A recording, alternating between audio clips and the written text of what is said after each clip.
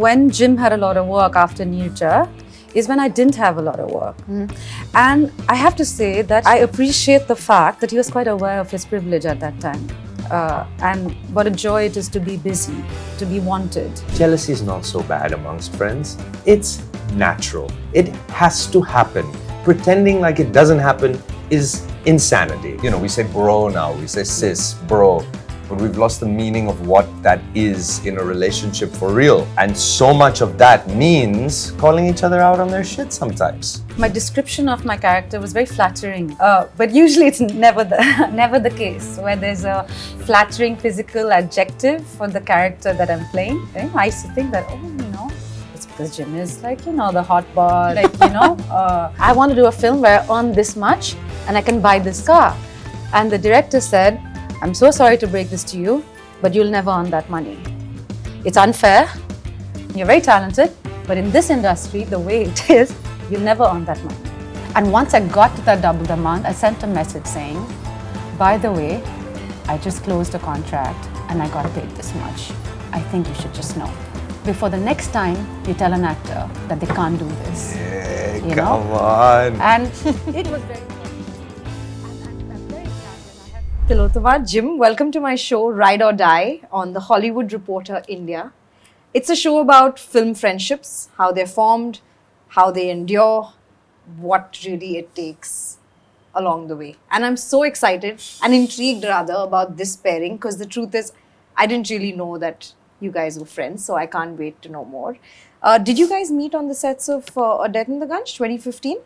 No? Okay. What's the story? Where did you meet? We met at a party? At a party at Pritika and Prerna's house, I think. Right before we then met again in Goa. Right? Yeah. And on a whim, I went with Neha to Goa. Yeah. And I was by shooting bus, there. And you happened to be shooting there. Yeah. So then we spent a bit more time there as well. And then I met you at a party, I think it was Naren's birthday party, Oh. where I think that's when I was intrigued by you more than anything because you called me out on being extremely rude. Oh? Yeah.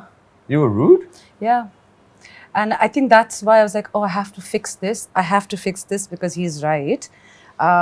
Something, and we spoke a little bit and then I was like, you're not at all what I thought you would be. And then you caught on to it and you said, so it sounds like you'd already judged me before you'd met me. And I was like, why is this guy saying, why is he saying things that people don't say? And then I was like, this is very inconvenient. and then you were looking at me with your eyes like that, so you've already judged me. What? Oh, okay, that's nice. I mean, we haven't really spoken to each other much. And I was like, that's true. I'm very sorry. But then that's what made me feel like, okay, here's someone who calls it. I'm not used to it because... I must do these things without thinking so much that I don't even remember this part of it. That's good. But it's how you remember meeting. What stuck for me, I remember thinking that you had the gaze and the attention to things like a husky. That's a distinct memory that I have. It's like, she reminds me of a husky. The way she looks at people and engages with them and then gets distracted by things and then is back to the conversation. I remember thinking, she's like a husky. I used to dog sit a husky in New York. And I have to say that those were singular moments where I felt really dumb. Because I used to be doing my homework on my laptop and I would look, the huskies looking at me and being like, no matter how much you study, you're still not going to get it. I mean, the wisdom, the knowledge, yeah. And I used to be like, oh gosh, like piercing through your soul kind of look. Yeah. So what's the timeline on this friendship? I haven't got a date anywhere here. Easy 10 years upwards of 10 years? Yeah. Yeah, I think so. Although we didn't become close No. until the play Until and we death fought and the enough. gunge, I think. we haven't fought that much. I think what I mean by fight is in my friendship relationship with Jim is the argumentative nature. And you can call it, if you're being unflattering, argumentative or fight. If you're being flattering, then it's actually saying what you really want to say. He does that with a sense of ease and I thought I was confrontational by nature, until I met Jim. And I realized I'm confrontational when it suits me, but not when I'm afraid of losing this equation, or I find it harder to tell people I really care sometimes. And he's so good with that. And it's something I appreciate more and more now, that if you don't say what you really want to say when you want to say it, it just accumulates and becomes something else. If the relationship is so weak that this conversation will break it, then what relationship is it anyway? Forget it. Out of the window. What does it matter? Let it go then. Let it be. Yeah. I feel like, right? It's true, but it still takes to leave something that's not entirely strong. It's scary. It's scary because you get habituated to the idea of a relationship. It's like I can't remember who said it. I'm tempted to say Maya Angelou, but I always put like mystical, amazing quotes to Maya Angelou, and it may not be her, There are two. One is when someone shows you who they are, believe them. And the other one, though, is like that we've lost the real meaning of calling we say bro now, we say sis, bro. But we've lost the meaning of what that is in a relationship for real. And so much of that means calling each other out on their shit sometimes, and being called out sometimes, and having that conversation, and it not being the end of the world, it just being one part of why do we only value the great moments, Life is not like that. Yeah. So, like that, I guess.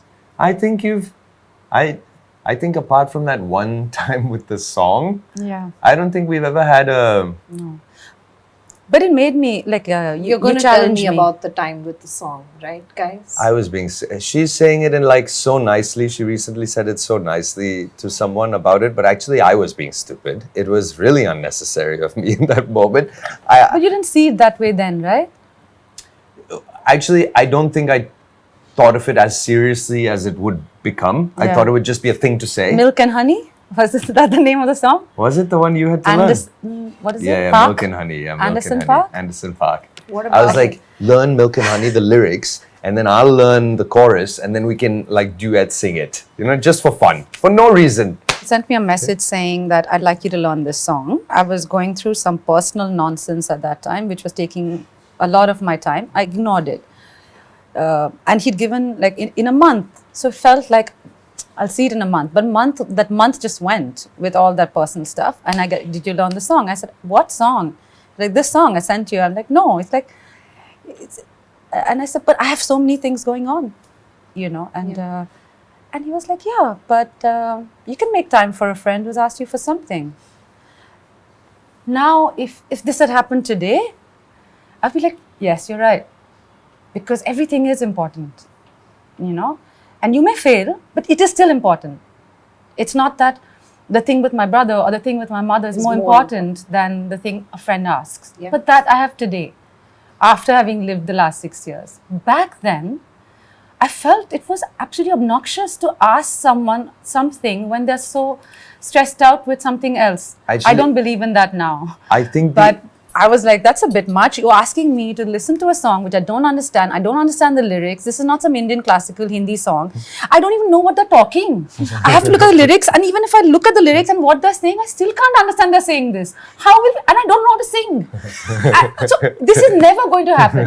It is not going to happen in a month. It's not going to happen in a year. It's never going to happen. And you have to I felt I really let him down, because the problem is that I was like, listen, I'm not speaking to you until you learn the song, all right? So you learn the song and then we'll talk. That was where I went overboard, I was just saying it. I don't think I was saying it with this real, like, we're Yeah. not friends and now I'm But not it was speaking important to to you.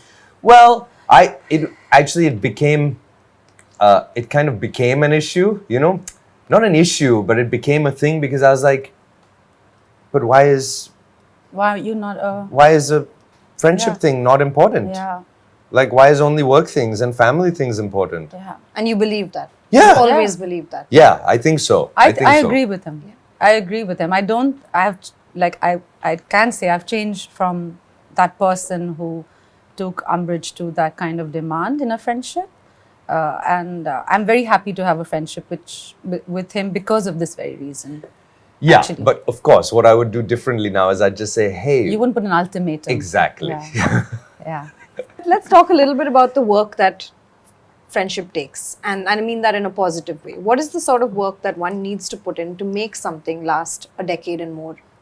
Immediately, my knee-jerk reaction to you saying that is actually it's easy. Sure. Actually, it's easy. Like, it's not work, the way that we think about it. Like, I know that sometimes I'll feel nervous to have a conversation with either Tillotama or other people that I'm very close to. I feel a little bit of the nervousness to have it.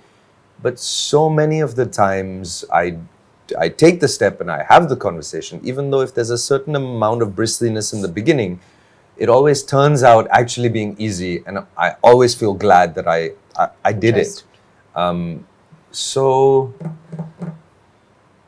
I mean, you'll never see perfectly eye to eye with anyone and never not have friction with anyone. That's the very nature of two things being next to each other. It creates friction. Sometimes that friction is purely pleasurable and sometimes it's like itchy or uncomfortable or whatever. So, I balk a little bit at the word work within the situation, but like, learn a song with a friend. That's fun. Yeah. For you. For me. Yeah. For me. But this, it's not work, but my friendship with him has challenged me in certain areas, and I really enjoy that now more than it's something I regard with. I value it more, which earlier was in the getting to know phase. I wasn't sure how I felt because. But it's something I value, it's something I want. So let's say it's about, I give up very easily on certain things because I think I'm physically weak. Or like, he works out, he's very good with sports and I'm not. So it's an unlikely friendship, I would feel, that, because you're not both very athletic and don't have similar interests in that sense. He goes and plays football, he'll play pickleball, play many things, workout and... But because of the time we've spent together, there are many times we're hanging out, but he'll prioritize a workout in the middle of that. And now when you see that year after year, you start questioning your own relationship with your health and your sense of responsibility towards your body. And it is, after all, an instrument we use as actors. And my disregard for that was in stark contrast to his taking care of himself. And it was something that, like by osmosis, I realized that if I work out with him, he'll push me. I won't like it. I will get angry, but it's an anger I'm willing to feel. I'm willing to feel that it's a push I need. And like that, there are many other aspects where, like the song, which places I wouldn't go to, which, like music, I've not grown up with music. So for me, my partner, Jim, and a few friends keep sharing songs with me, which I would, not just have had access not to. have had access. Yeah. And these are things that I find, so it's not work, but it does require me to, of course, there's the whole part of it. I mean, otherwise one wouldn't be in it, which is very comforting. My entire struggle with my mind, the perimenopause, my mom's illness, like the vulnerable phases, he's been a huge pillar. And the nature of that has shifted from being a provocateur at those times to realizing that she just, needs comfort right now. And it's not, I really appreciate the fact that it's not, we should talk, I mean, as men, we should make space for menopause and have conversations around it because, we are so woke and, we should talk about it. it's not from let's talk about it because we must, but it's that kind of support, that kind of care. So that of course is there. Otherwise, the challenging bits would feel Not be worth it. Not be worth it. And I think actually the challenging bits alone can't exist and continue to exist in a friendship. It can only be if it's offset with seeing very clearly that Why it matters. in moments where that's not needed, the person can do these other things as well, I think. Yeah. I mean, similarly like that, I mean, I've texted her so many times saying that it's so inspiring seeing the way that you are interacting with life, the way that you take time for the people around you, the kind of attention and care and really going out of your way for them and for showing up. And it's incredible. It really is very incredible. It inspires me a lot. The thoughtfulness with which you approach your work, the thoughtfulness with which you approach just life in general. I really, really appreciate it, and it gives me also a time to. I would be more of a winging it With work, person in general. No, not with work, but there's other stuff surrounding work that I tend to have a more relaxed approach. I wouldn't say. I don't think me being tensed about everything is necessarily the best thing. I am very tensed about everything. How can I prepare for this interview with Sneha today? And because of my friendship with Jim, I've realized I don't have to prepare for this interview with Sneha. Yeah, but because of my friendship with Tillotama, I've realized that no, it's worth thinking about these things as well. It is part of your work. It's worth giving it a thought instead of just showing up, winging it, and then later being like, why didn't I say what was really in my heart? Why did I? Why? I just went with whatever my mood was at that moment, which now has been represented to all of these people who don't know me, who have no idea the entirety of my being, and they see this and they will make a snap judgment. That's how we are. It's really sweet how you can positively just sort of rub off on each other. Yeah. His relationship with money is so healthy, and it's something that has had quite a profound impact on my relationship with money and wanting to change it. As a grown adult, having a sense of confidence that comes from a feeling of abundance, no matter how much you have. It's a mindset. It is really crazy because I was thinking about that a lot, and I understand the way that I come across in South Bombay and etc. And so qualify that. So there are these things, but when we lived in Sydney, and based on where my dad came from, it was not rich at all. So my mom was very good at making it seem like everything was okay. Amazing.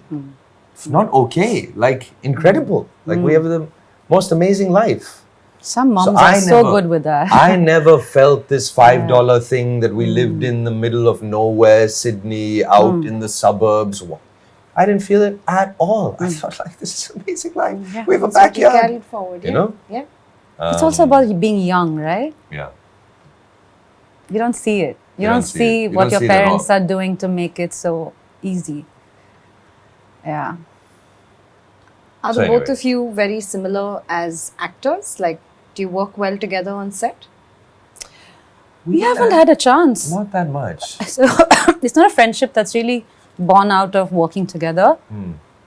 I think it was a very intentional friendship that was outside our work actually. We did just Death in the Gunj, in which we hardly had too much time, and then he got so busy right after that because Nirja came out on the last day of his shoot of Death in the Gunj, Yeah, midway through. midway through. And then we did the play. We've just done the play and Death in the Gunj, right? yeah. Apart from that, Yeah. nothing. And even in Death in the Gunj, it's not like we had many No. scenes together. And even in the play, we didn't have that many scenes No. together. But are your processes very similar as actors? I think if I had to say, I think her process is more really internalized internal world first, and then slowly move from that to externalization. And I think sometimes I do Physicality. externalization, physicality, Yeah. fake it, and then I fill it with a slowly developing internal world, I think. Maybe.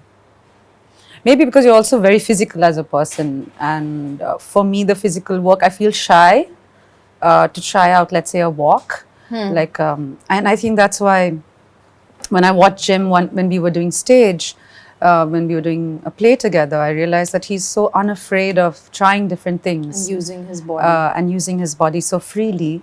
And I have to know in my mind first, like, does it fit in? Does it? So there's so much thought that you're paralyzed to taking actually action. But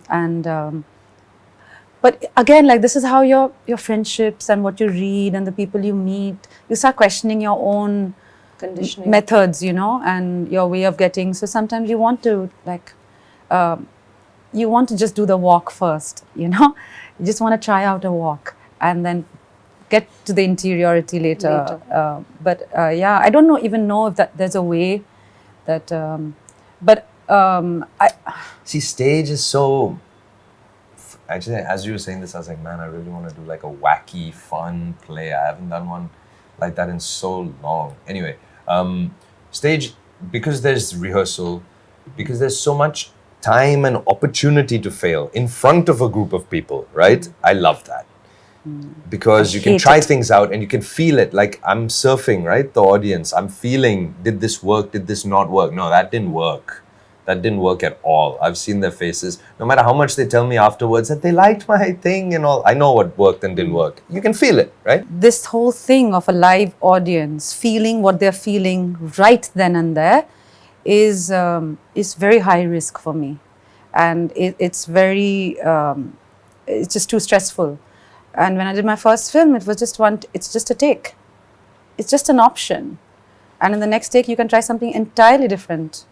And I found that so liberating that in film, I just didn't have to, there was no focus on getting it right. And that each take could be different, and the camera was so intimate. It's almost like just a very understanding, non-judgmental friend. But with a live audience, and I could see how Jim could try different things on shows, and what was paralyzing for me was liberating, I love it. for him. Yeah. Jim, you don't have fear. I do have fear. You do have fear. But this is what I used to feel, Totally. that he has his immunity must be different from mine. He has no fear. I had built up these ideas that's the only reason why he's the way he is, and I'm not. But it's not true. His immunity, he does fall sick. Yeah. He does have a heart. He does break. He does have fear, and I'm so glad. Like, it's not these things, No, some things you may be more attuned to, and so then you enjoy those feel like I keep saying, if I could sing really, really, really, really well, I would give up acting tomorrow. I'd join a band. I wouldn't want to do anything else. I'd want to be singing in front of live audiences with my band, I would love it. I would do it tomorrow. If I suddenly was given the voice of an angel, that's it. Finished. If I can hit every note I want to hit, it's the most beautiful thing in the world. I would quit acting like immediately. Anyway, so I know that there's that aspect of it that I do come alive with, and I enjoy, and I love it.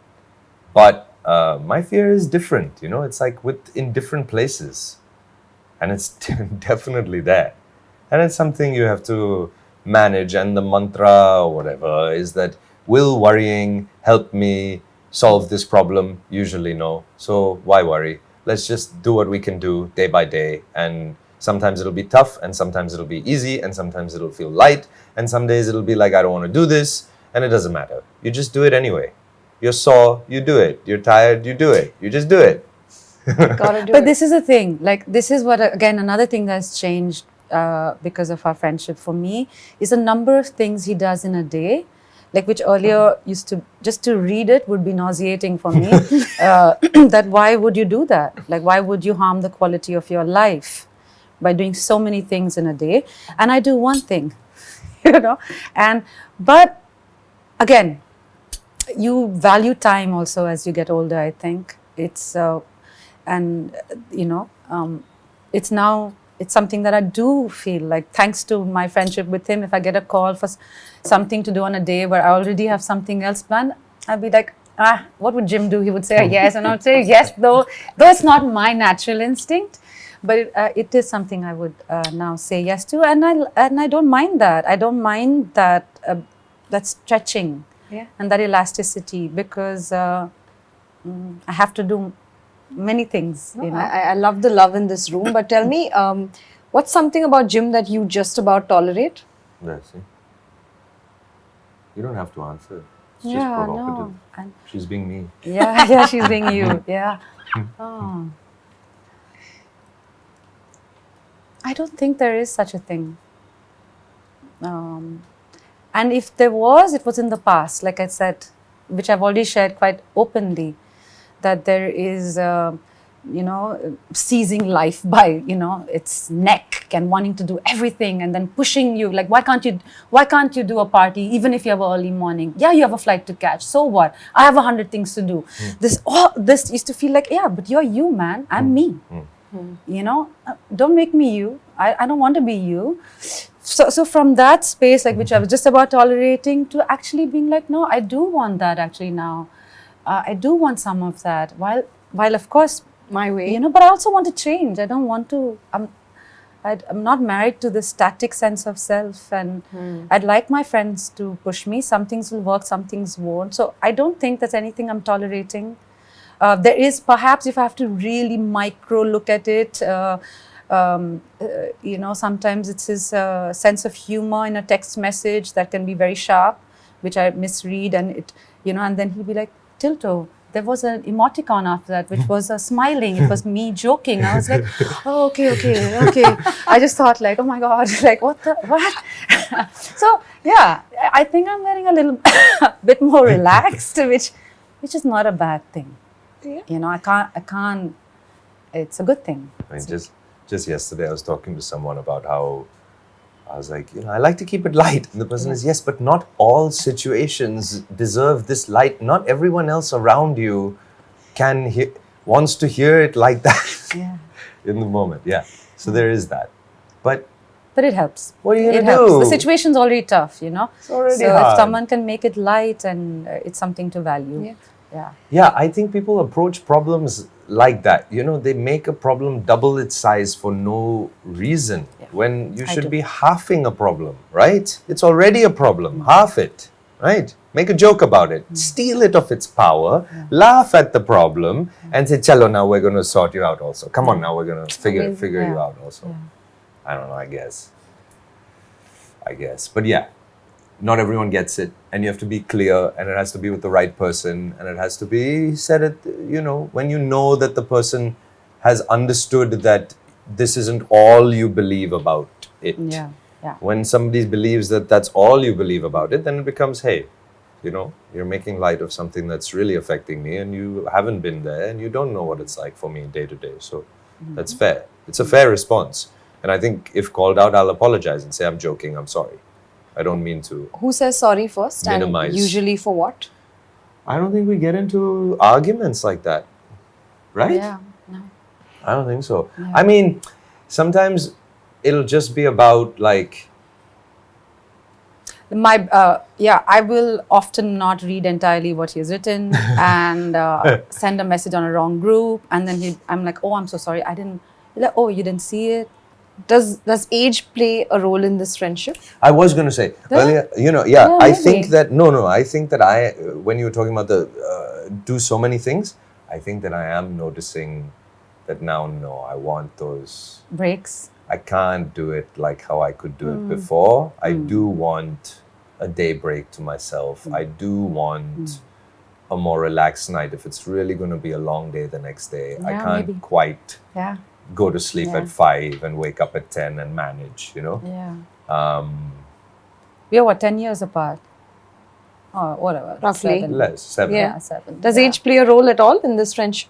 I think so, because I think in his 20s, my 30s, his 30s, my 40s, right? So Yeah, I think it's true. Now I do see him wanting that day off, and there are no meetings, no phone calls. Um, and I think it's something because I'm married to someone who's not from the industry, and so for me, work-life balance has always been a thing that is very important. My family, um, it's something I feel very restless without. Yeah. It can't just be work and friends. Um, and yeah, so maybe it is a age thing, and it's nice when we are catching up and different phases of our lives, and the similarities of also what you're going through, right? Yeah. What you're dealing with. There's what you didn't understand, like in a Venn diagram, the part that was common between both of us also is shifting with time, and it's nice to share something that a part of my life that I couldn't share with him earlier. It's so easy to share that now because he's also appreciative of that, Yeah, well, actually, there was this play that I was doing once, and I was complaining to the director about some co-actor because I'm stupid, and the director just looked at me and was like, "Well, so why would a director come back to you in a few years? Are you technically much better now than you were when you were 22?" And I'm like, "I don't know. I guess I have a bit more experience." It's like, "Yeah, but are you much better of an actor?"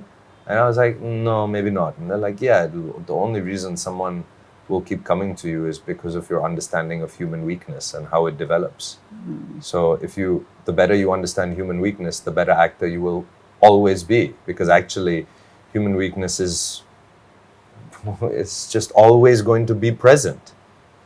And then I think about that a lot, that as you get older, your understanding of people's limitations is actually going to be the only thing that sets you apart from anybody else. Because when you're young, there's this feeling, right, of just get over it, just like do it, just like get it done, like what's the big deal? And then as you get older, you're like, no, there are many reasons why the person can't get over it, can't get it done, and that is the human experience. And learning about that will help you with every character you ever play, because there'll always be the impediment of what you hope to do, wish to do, versus what you actually do, and that impediment is human weakness. And it's or vulnerability. I'm not taking it as a bad thing. Yeah. I'm not trying to say that people are bad because they're weak. No, people, like the idea of missing your parents, right? Or mortality, their Exactly. mortality, your mortality. Exactly. These are not things that weaknesses. These are just there are times when in your life when suddenly they become real. That's all. It was just, we all know we are going to die, but we don't think about it. And at a certain age, we start thinking about it. Yeah. That's it. Yeah. And it changes everything else. Human frailty, Yeah. human vulnerability, maybe. Yeah. That's what he meant by weakness. Yeah. He was not implying that it is a negative. It is just a reality. It is just part of every day. This director who I really liked working with told me, what do you think makes someone want to work with you again?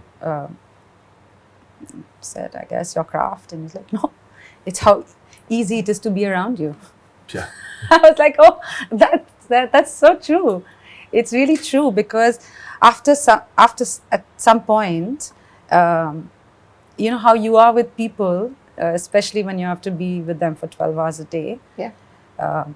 I realize that now. I think I valued the craft so much in my 20s and 30s, because I think the opportunities were so few that I just felt like it was a do or die thing to prove it, to get the next job, that I didn't place any importance on greeting somebody when I got to set, or after set, asking someone who they are, where they come from, why did they get into this industry, what's their family like. I did not only think it was not my job, but I actually thought I wasn't doing my job if I was interested in all that. it shows that I'm not a serious actor. I'm just chatty and, like not focused. And that was a real thing for me. That how, like, like you just get on set, you do your work and you come back and you prepare for the next day and that's it. And that, and if your work got appreciated, that just got amplified. It got confirmed that this is the way to do it. Until everything changed, until everything changed after, mom's thing. And then I was like, oh, you know what? Actually, it doesn't matter. It really doesn't matter. I know what I know. And I'm not deciding anyway. We don't decide before we go on set what we are going to do. So anyway, it is just being alive in that moment. So if that's the case, and I've done my homework, what I need to do is just get to know the people. If there's somebody here that I'm curious about, I must use this time to get to know them, because then in a set, there'll always be a few people now that I will find that I can carry forward that relationship after the project is over. Because life is so fast that you may not get another chance to really get to know that bunch of people or who you have something to learn from. So that has changed, and Jim would do that. I would see even a play, like, walk into a room, say hello to everybody, and I would think that's, it's work, so one doesn't need to do that. It's such a good note that what comes across as aloofness or superiority actually is completely hiding a deep insecurity, right? So whatever you're playing in any moment, the truth is probably that the opposite is just as equally in play as the thing that you're putting out. And then knowing when to bring that opposite out, let it peek out for moments within the scene, is going to make the scene so much more dynamic and interesting.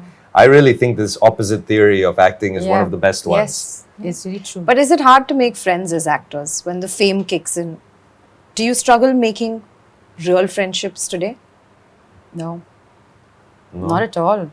Okay. In fact, I struggled in my 20s and earlier because I wasn't very sure of I was constantly putting myself down so much that it was very hard to honestly relate to anybody else, because I couldn't relate with myself. I was not comfortable in my own skin.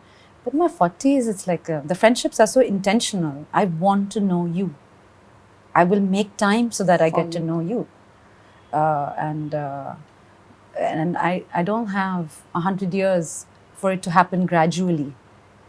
I'll have to take the time out if I'm interested in you.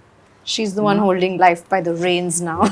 Yeah, I was thinking, I don't think I'm making that many new friends these days, like proper friends. Yeah, that's what. Acquaintance types, yeah. Yeah. I don't think I give anybody that much time at the moment. It's a bit like, my life is full, okay? I have enough friends, I have to handle, I have to be with them, I have to do my own thing, I have to work, I have to this, I have to that, partner, cat, parents, there's like, I don't think I'm actively making new friends at the moment, but maybe it's something But you did talk about missing that.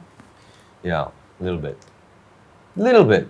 But also like... Okay with it also. Also like, it's enough now. I have friends. They're good. They're very nice. But do you have a gauge for when someone is friends with you for you versus just perhaps the perks that come with knowing you? Yeah, totally. You do? It's so obvious. It's so obvious. Yeah. How do you mean? Means it's just obvious from the way that the person is talking to you, the way they talk about things, I don't think anyone is that good an actor, And I think actually actors do have a good bullshit meter, I think. Because you're present with the other person in the scene, you have to believe them, you're listening. If you're really good, then you're listening really well. So I think that it's quite clear, and I don't think those people last very long in communicating with me, at least. Yeah. It's like obvious. It's like you're trying to collect me, or whatever, I don't want to be collected. You carry on. Yeah, for sure. We were just somewhere and there was this person that was talking to us, and it's just, you hear them talk and you know that it's like a status game, and they say the words and they talk about access, and it's just so clear that you're like, I'm going back to the human vulnerability thing, like, I'm sure that's not all that there is to this person. Yeah. I'm sure that this person is more complicated. It's like, do I want to wade through whatever this is to get to that at this moment? No, not really. Not really. Yeah.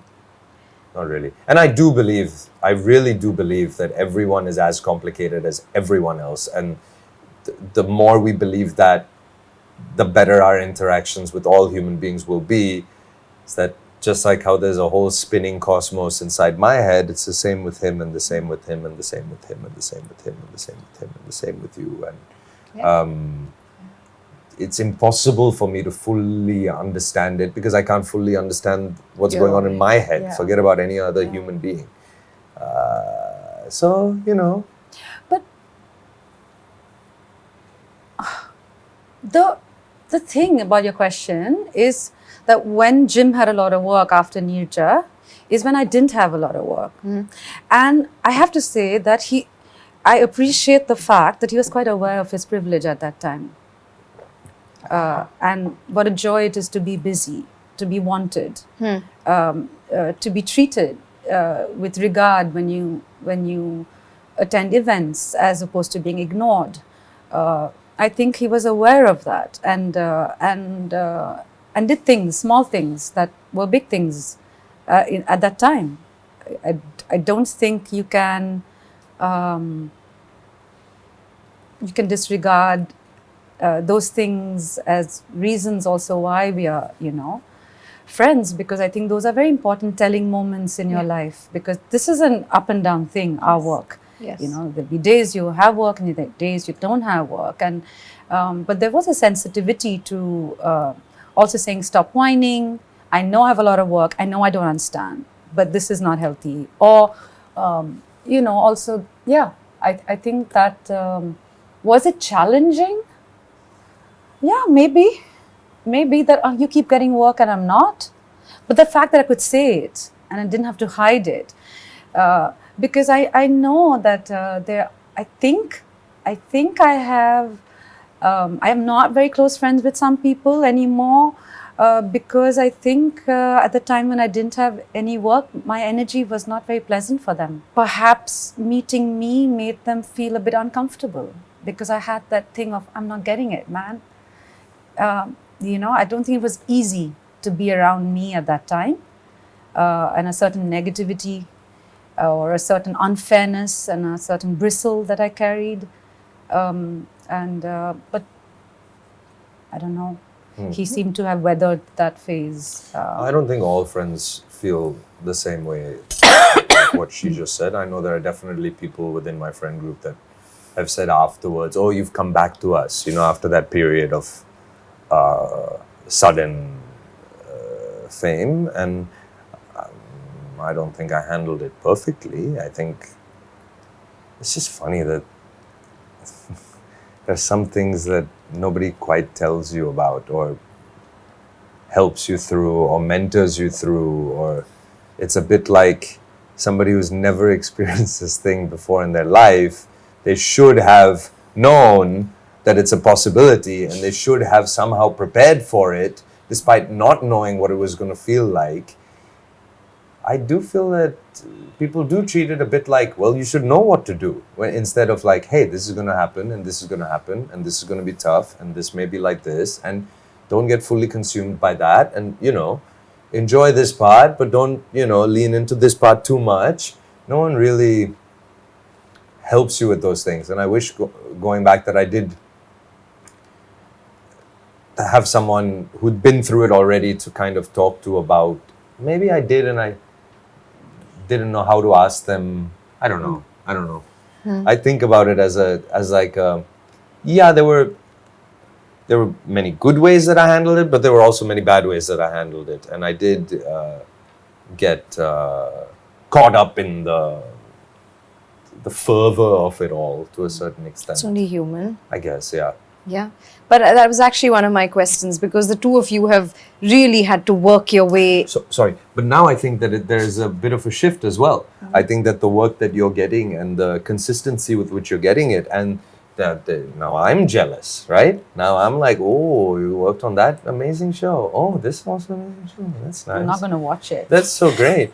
Oh, your film just premiered at Berlin. Superb. Oh, and you were just the producer on it. Fantastic. So it's a bit like, I want to do some of these things. Come on. But you see, being able to support your, I don't think I was very aware of his ability to celebrate Baksha Bondi, our film, as a producer. Yeah. Knowing very well that, as an actor, there's certain kinds of work that he's dying to do. Yeah. And not getting that kind of work hurts. But it doesn't hurt so much that you can't support a friend who has it. And it is a learning for me that when it's my turn, I must be able to celebrate it fully and not hold back just because my jealousy is eating me up, you make those mental notes, right? That you hope that you can be as generous when it's your turn. And you can pay back. Yeah. Very clearly, you feel the generosity, and very easy to take it and because you enjoy it. Yeah. But it's human to feel as actors. You see a performance, you see a script, and you're like, why am I not getting that? Sorry, did I interrupt? No, not at all. I think the good friendships are the ones where you can say the thoughts that other people would consider ugly out loud. Jealousy is not so bad amongst friends. It's natural. It has to happen. Pretending like it doesn't happen is insanity. Yeah. At some point, you'll be jealous of your friend for something or the other, all right? Whether it's their ability in a room, whether it's their work, whether it's their relationship, whether it's their relationship with their parents, whether it's their relationship with their friend. It could be anything. Something or the other will, I wish I could do that. He's the good-looking hot boy, right?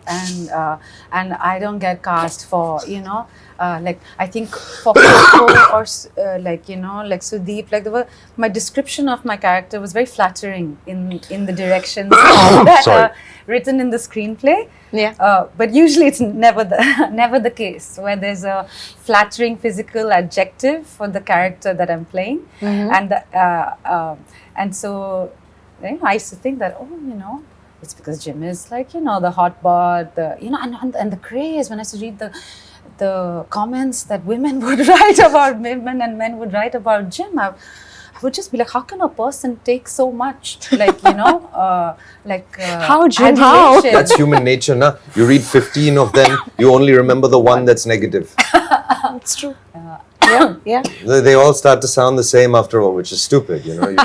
You have to. That's the human nature. It's so pathetic sometimes. It's like weakness. Weakness. It's there. You really remember that one negative one, and you want to argue against it in your mind, and you're like, why? This person doesn't like you. That's fine. They don't know you. It's okay. But what are the specific dynamics of having a film friend? Are you sharing audition calls or recommending each other for work or just being each other's plus one at a networking party? Does that play? I mean, maybe I'd be like, go for a party or an award show with me. But usually in those cases, we're both nominated or something like that. Or, no. Oh, I don't know. I don't think so. No. I don't think I've ever... Also because I guess there's not been you're auditioning for something, can you push? I think it's one of my friendships that actually, even though we are actors, we haven't, it's not been the focus of our friendship. Yeah. Right? Yeah, I don't think so. Yeah. I mean, it's there, we discuss it, but it's more like we discuss other things. And we're friends because we would have been friends even if we weren't actors, probably. I think that's the best part. Yeah. And Shah Rukh Khan famously made us believe that ek ladka aur ek ladki kabhi dost nahi ban sakte, and thank you for proving otherwise. But what role does gender play in this friendship?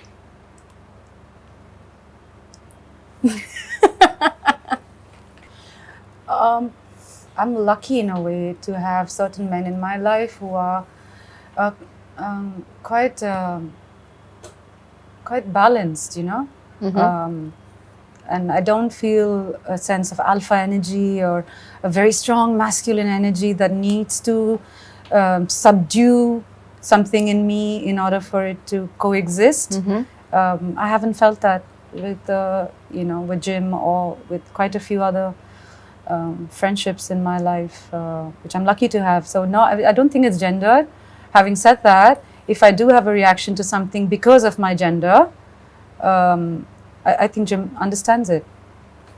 That I am reacting to this, or he would ask me a question, but would the story be different if instead of it being a woman, it was a man? And so we've looked at work like that, we've looked at stories like that, but I don't think our friendship has, Yeah, sometimes I think the most interesting films to me are ones where you switch all the genders and it still holds. It just holds, like that. You change them in however way you want and it still holds. And I think that's how it should be. I know that... But it's not always how it is. It's not how it is. And I know it's more complicated. The world is not ideal. Absolutely. Yeah. And I know that there are situations that can't be like that. And even the example that she's giving of, like, if you switch this, could it be this? Well, that's not really the conversation, because the history behind each of those roles is very... Gendered. And I think it was last stories we were talking about, like in the mirror. Like I remember Jim asking me, when after he saw it, he said, if Seema and Ishita were a man and a woman, how would the voyeurism play out? How would the exhibition I don't think you could make that film. Couldn't make that film. So I remember not thinking about it. So this is what I mean, then I started thinking. And you couldn't make the film because of the past and because of the history, not because of that. However, in my ideal world, these things, these divisions between people that are 90% societal constructs wouldn't be there, and we wouldn't be bothered about these things. And you'd converse with the other person purely based on the quality of the conversation and not about their politics or their gender or their socioeconomic class or their all of these divisions and boxes that we put everybody in. It's so... Yeah, I think our friendship is like gender agnostic, I think I'd like to say. However, very recently on Holi we had a conversation. I was just thinking Gestapo. about that. Knock. Gestapo. That I still carry within me certain, there are scars, right, which you carry in having lived in a certain way in Delhi for many years, where you are, your shoulders immediately, you cross your hands and, and so even though I'm very aware of the gift that I have with the men that I have in my life, where I can be physically completely vulnerable, I can allow myself to be inebriated, I can allow myself to be a mess emotionally, be in that room, feel completely safe, pass out, fall asleep, and I know what a treasure that is. There's still certain things, like if no friend, no matter how close they are to me, can just come and give me a big slap or physically something that is, sudden, loud, or has a sense of violence in terms of just energetically, it's hard. It's something, no matter, I can't compute that, even if it's coming from someone who is my dearest friend or my husband, my lover, I love them. But and so I was telling Jim that he cracked this joke, and he gently slapped me on my face, gently, so my mind went into that, had you really slapped me, I would have made been the joke very funnier. But I would have been very angry. Which is why I didn't. And so he didn't. But he was saying that maybe if we got closer with time, you would be able to take it. And I was like, I don't want that kind of closeness where anyone crosses that boundary with me. So is this gendered? Perhaps there are certain things, liberties that... gendered. I think it's just like maybe it's because of the history and the history of violence that women have to deal with at a very unconscious level. But there are other male friends who I also know that this is not a line to cross with them. They just wouldn't like it. It would just become a thing.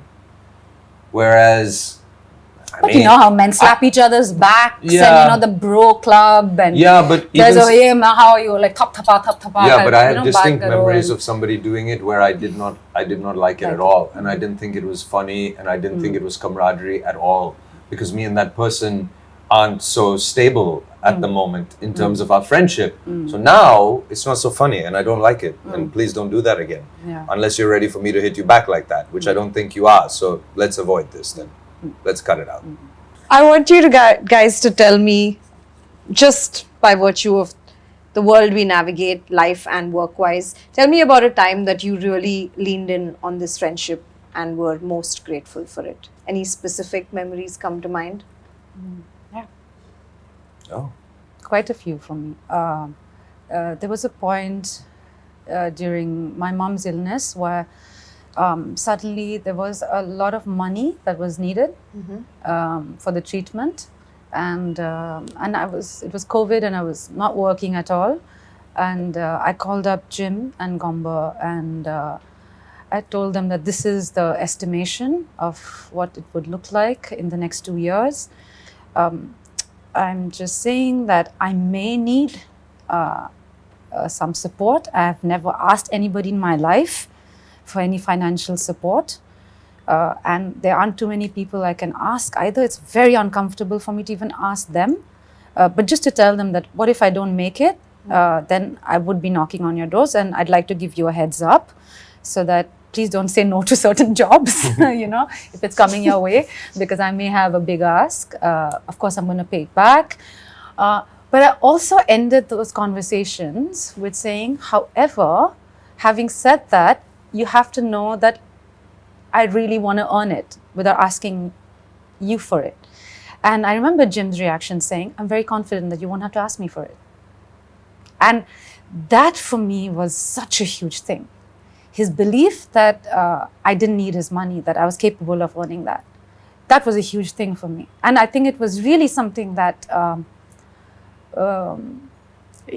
I needed that. I needed that. And that's what I meant when I said earlier that it changed my equation with money, you know. And I think Gomber did the same thing for me in a very different time, but it was with my father's illness, and he was in Singapore, and my father had just collapsed, and it was the doctor said you have to arrange this huge amount of money immediately, and I wasn't so sure, and I couldn't organize that kind of money, and I wasn't also sure of the diagnosis, and at that time Gomber had come in, and when I was inside with the doctor, he had already given his card. And when I came out, I saw my father crying, saying, who's that man? Who's that guy? He says he's your friend and he's paying. I don't understand what's going on. He's given his card. And I see it's him, and I'm like, what are you doing? He said, nothing. They told me this is the amount, so I said, firstly, I'm not convinced with this diagnosis. I'd like you to help me find another doctor. But also, what are you doing? I said, I can't afford. He said, but we have our whole life for you to pay me back. And I'm very sure. I said, I don't know if I can earn that kind of money. I do independent films. And he said, but I'm very sure you're going to earn that money. Now, these are two very similar conversations that happened years apart, but I have a very distinct memory. I'm back there when I think of it, you know. And they were true. I didn't have to ask them for that money. And I feel very good about it. I feel very good that also, but for me that they believe that I can earn it, you know. And it's in stark contrast to a director I worked with who paid me very, very low.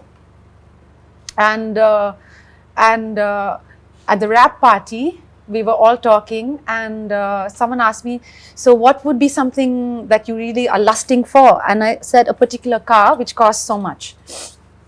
And I want to do a film where I earn this much and I can buy this car. And the director said, I'm so sorry to break this to you, but you'll never earn that money.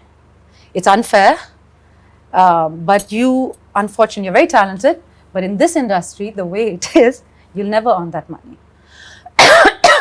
Now, fuck you. Who do you want to be? Do you want to be this person who is saying the reality as is? Or do you want to give someone What do So, they you know, a about? reality check is also, you know, but he came across and could say this with being, I mean well, but you're never going to be able to earn this. And I remember my next film, I negotiated for 4 months, knowing that was the best part I'm ever going to get. And I'm not going to name this film, obviously, but it was everything I wanted creatively. But I fought for it for the money because it had to be double the amount that I had told that director.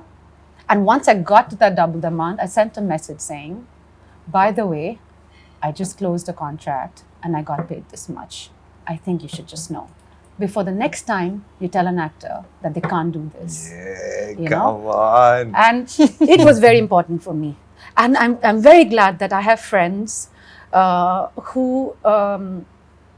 who's, you see, potential is invisible.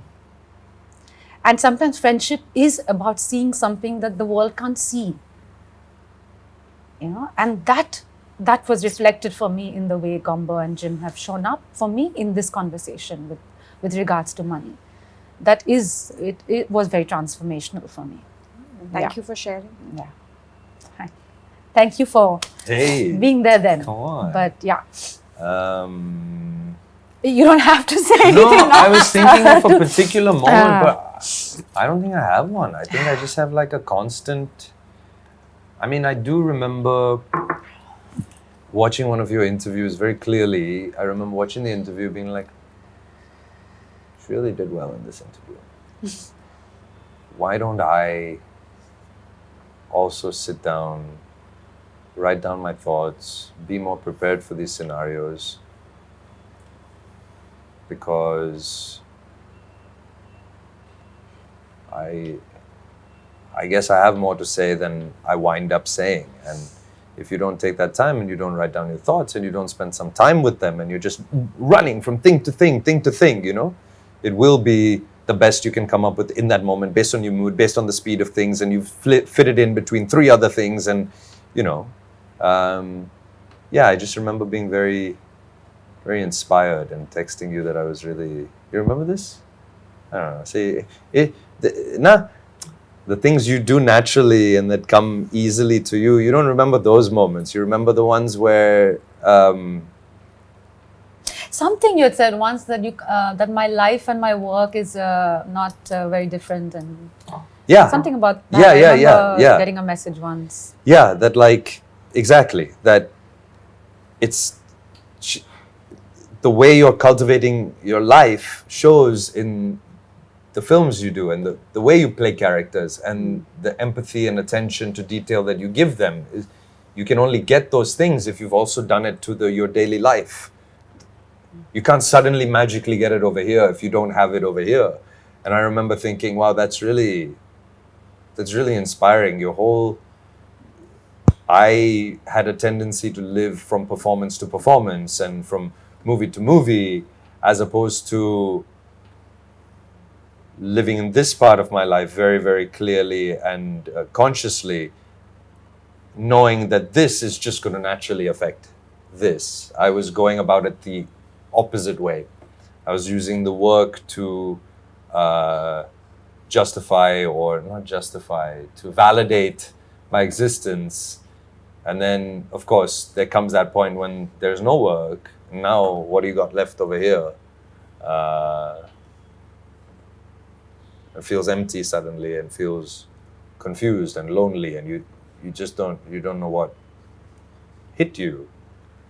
And that's not the right way. The right way is that you have a full, complete life, and sometimes you work. And so then that's what I've taken away. But I really think that if there's a particular time, then it's now, where we've been interacting so much more in a completely different capacity lately, which is as producers and as totally newbies within this producer field. And it's nice to have someone else along on the journey who is also learning the ropes with you and who you can discuss things with and who you can kind of grow together with. So I really think that it would be now. I think I've been leaning on her friendship a lot more too, than yeah. before, since Bakshobondi has really come to its head since the Berlin announcement. Yeah. And I think the desire to see us create our own work,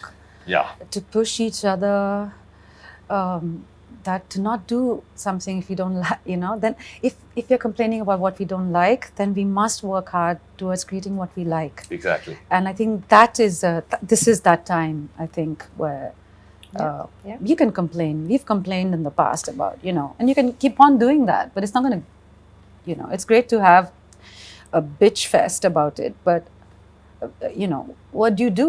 What do you then do with it? That's more important. And to be able to push each other in that journey, what are you working on? What not what comes to you, but what you are running towards and what you want to cultivate. And But it's nice to be stepping into this new world of creating, producing, writing, starting a project, as opposed to being tacked onto a project much later. So that's kind of this new phase. Yeah. Cheers what is to this? that. Whatever. Cheers to that. And the interview that you were talking about was the one that she did with me, and I think it was absolutely amazing. Oh yeah, And I think so. I should let you know that I have never had such a peaceful interaction with Jim, so I want to say you've rubbed off in the best way possible. I think she just asked nice questions, really nice ones. Not mean You've ones, really, making me sad. really sort That of make thought me about sad. this. Yeah. I can tell that he treasures this just as much. And thank you for suggesting this pairing, this friendship. It's been... You asked about my friends. I mean, it was an interview between people who work in the industry and our friends, and it's really true. I mean, you can see it. tell, Yes, and right? it's now here for everyone to yeah, see. Yeah. Thank you, Jim. Yeah, thank you. Thank you for being on Ride or Die. Thank you. Hi, I'm Tillotama Shome. And I'm Jim Sarbh. You're watching us on the Hollywood Reporter India. Yes, please like, subscribe, hit the bell icon, do all of the things.